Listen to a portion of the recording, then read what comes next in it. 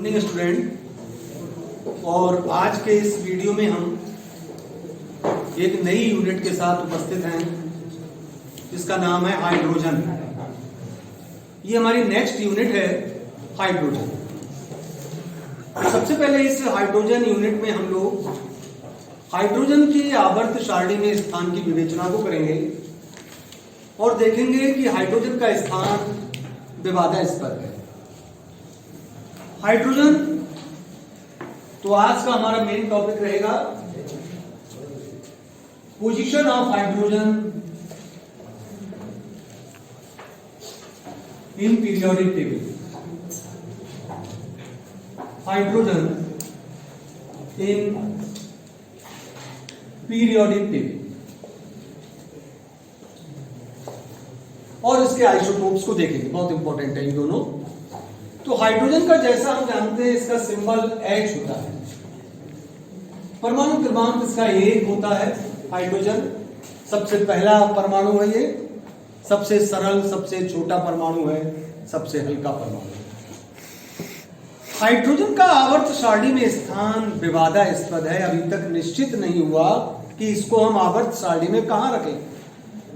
केवल यही एक इकलौता तत्व है ऐसा। हाइड्रोजन को 4 धातुओं के साथ ही रखा गया है फर्स्ट ए वर्ग में। फर्स्ट ए वर्ग की जो 4 धातुएं हैं, इन 4 धातुओं जो धातुएं हैं इनके साथ ये समानता प्रदर्शित करता है। साथ ही जो हमारी हाइड्रोजन्स हैं 7th ए वर्ग में, इनसे भी कुछ गुणों में समानता प्रदर्शित करता है। तो ये निर्धारण नहीं हो पा रहा कि इसको फर्स्ट ए वर्ग में रखा जाए या 7th ए में हाइड्रोजनों के साथ इसको स्थान दिया जाए, इसलिए विवादास्पद है। तो सबसे पहले हम डिस्कस करते हैं कि 4 धातुओं के साथ ये क्या समानताएं दिखाता है। तो सबसे पहला ये देखते हैं इलेक्ट्रॉनिक विन्यास, इलेक्ट्रॉनिक कॉन्फ़िगरेशन को देखिए ध्यान से।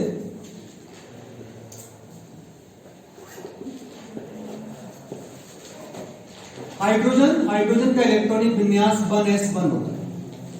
अन्य 4 धातुओं की हम बात करें जैसे लिथियम, सोडियम, तो लिथियम का 1s2 2s1 होता है और सोडियम का 1s2 2s2 2p6 और 3s1 होता है। यानी कि सबके बाह्यतम कोश के s कक्षक में एक इलेक्ट्रॉन उपस्थित है। सभी 4 धातुओं के बाह्यतम कोश के s कक्षक में एक इलेक्ट्रॉन है। हाइड्रोजन के भी संयोजी कोश में एक इलेक्ट्रॉन उपस्थित है।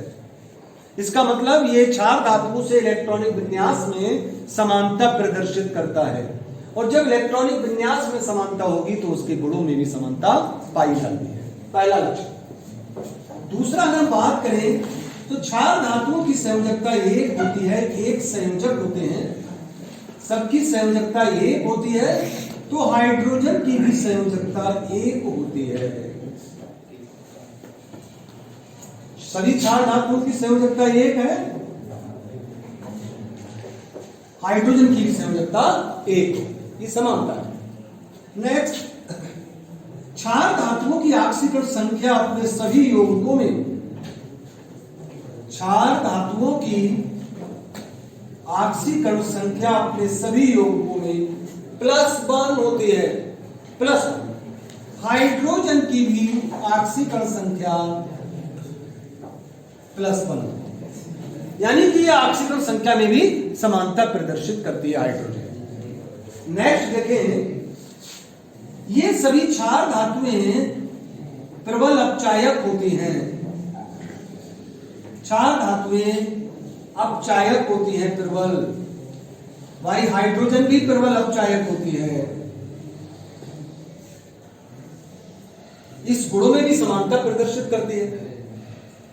नेक्स्ट देखें, सभी 4 धातुएं प्रबल धन विद्युती होती हैं, अर्थात इनमें अपने संयोजी कोश के एक इलेक्ट्रॉन को त्याग कर एक संयोजक धनायन बनाने की प्रबल प्रवृत्ति होती है।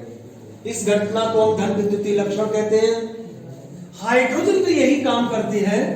हाइड्रोजन भी अपने संयोजी कोश का एक इलेक्ट्रॉन त्याग कर एक संयोजक धनायन बनाती है जिसे प्रोटॉन कहते हैं। एक ही इलेक्ट्रॉन होता है इसके संयोजी कोष में, उसको भी त्याग देती है और प्रोटॉन बनता है, यानी कि ये भी धन विद्युतीय लक्षण प्रदर्शित करती है। इसके बाद अगर हम देखें 6 पॉइंट इसका, अगर यौगिकों की बात करें, इसके ऑक्साइड्स की बात करें, चलिए तो जैसे अन्य धातुएं ऑक्सीजन के साथ क्रिया करके ऑक्साइड बनाती हैं Na2O, तो हाइड्रोजन ने बनाया H2O। सेम अगर हम क्लोराइड की बात करें,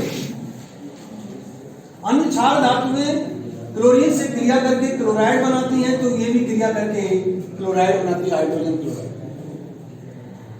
अगर हम सल्फाइड की बात करें, अन्य क्षार धातुएं सल्फर से क्रिया करके सल्फाइड बनाती हैं, जिस सूत्र का हाइड्रोजन उसी के साथ क्रिया करके हाइड्रोजन सल्फाइड बनाती है। सबका सामान सूत्र समान होता है। और लास्ट की बात करें, ये सभी यौगिक जलीय विलयन में आयनित हो जाते हैं।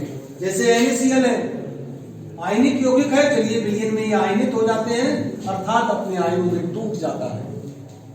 इसी प्रकार HCl भी जलीय विलयन के अंदर आयनित हो जाता है, लेकिन इसके आयनित का कारण अलग है, लेकिन आयनित होता है।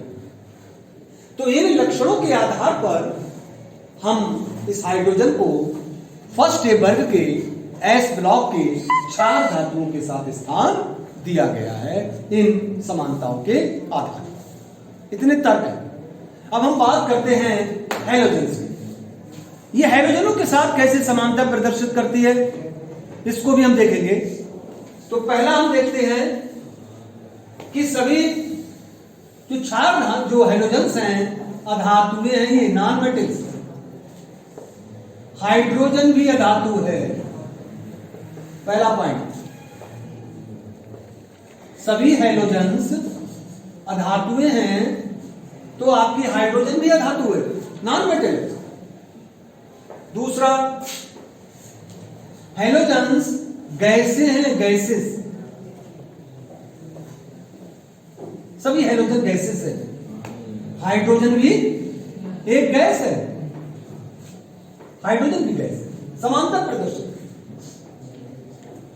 तीसरी बात करें, सभी हैलोजन्स द्विपरमाणुक होते हैं, अर्थात इनका अणु दो परमाणुओं से मिलकर बना होता है, जैसे F2, Cl2, Br2, I2।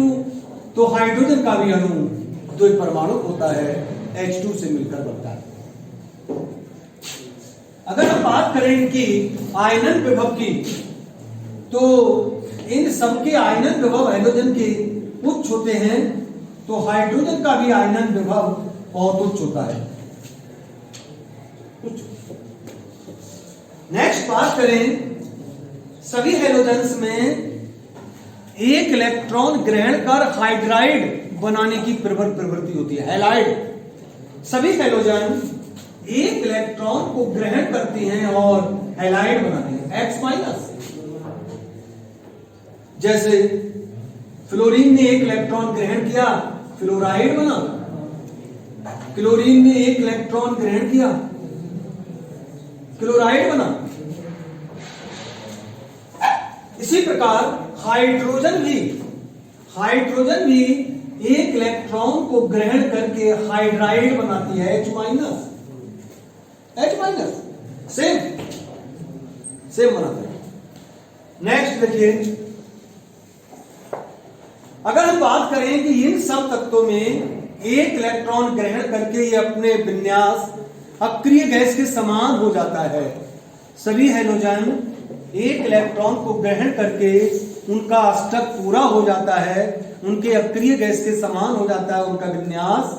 तो हाइड्रोजन का भी एक इलेक्ट्रॉन ग्रहण करके अक्रिय गैस की स्थायी संरचना प्राप्त कर लेती है। देखिए, जो हाइड्राइड बनता है इसमें दो हो गया इलेक्ट्रॉन, और दो जो होता है वो हीलियम का होता है, तो इसके लिए अष्टक संरचना पूरी हो जाती है। तो इन लक्षणों के आधार पर हाइड्रोजन को हैलोजन के साथ सप्तम वर्ग में स्थान दिया जाना चाहिए। स्थान दिया जाता है।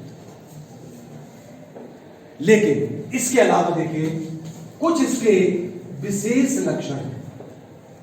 विशेष लक्षण जो ना ये शो करते हैं ना ये शो करते हैं।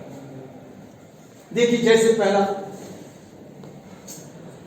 इन क्षार धातुओं के जो ऑक्साइड्स होते हैं, जैसे सोडियम ऑक्साइड है, ये प्रबल क्षारीय होता है, प्रबल क्षारीय होता है। और जो हैलोजन्स हैं, हैलोजन के ऑक्साइड अम्लीय होते हैं। जैसे हम मान लें Cl2O7 प्रबल अम्लीय है। क्षार धातुओं के ऑक्साइड प्रबल क्षारीय, हैलोजन के ऑक्साइड प्रबल अम्लीय और हाइड्रोजन का ऑक्साइड उदासीन होता है, उभयधर्मी होता है, उदासीन जल उदासीन। नेक्स्ट पॉइंट अगर देखें तो ये क्षार धातुएं इलेक्ट्रॉनों को त्यागती हैं। हैलोजन्स इलेक्ट्रॉनों को केवल ग्रहण करती हैं, त्यागती नहीं है। लेकिन हाइड्रोजन इलेक्ट्रॉन को त्याग भी करता है और हाइड्रोजन इलेक्ट्रॉन को ग्रहण भी करता है, दोनों अलग व्यवहार प्रदर्शित करता है। तो इस लक्षण के आधार पर हाइड्रोजन को ना तो क्षार धातुओं के साथ रखा जाना चाहिए, ना हाइड्रोजन के साथ रखा जाना चाहिए, इसे किसी एक नए वर्ग में स्थान दिया जाना चाहिए। इसलिए हम ये कहते हैं कि हाइड्रोजन का आवर्त सारणी में स्थान विवादास्पद है। ठीक है ना? ये हमारा इंपॉर्टेंट है क्वेश्चन, हाइड्रोजन का आवर्त सारणी में स्थान। आज के वीडियो में हम इतना ही करेंगे, इसके आगे का अगली वीडियो में। Thank you.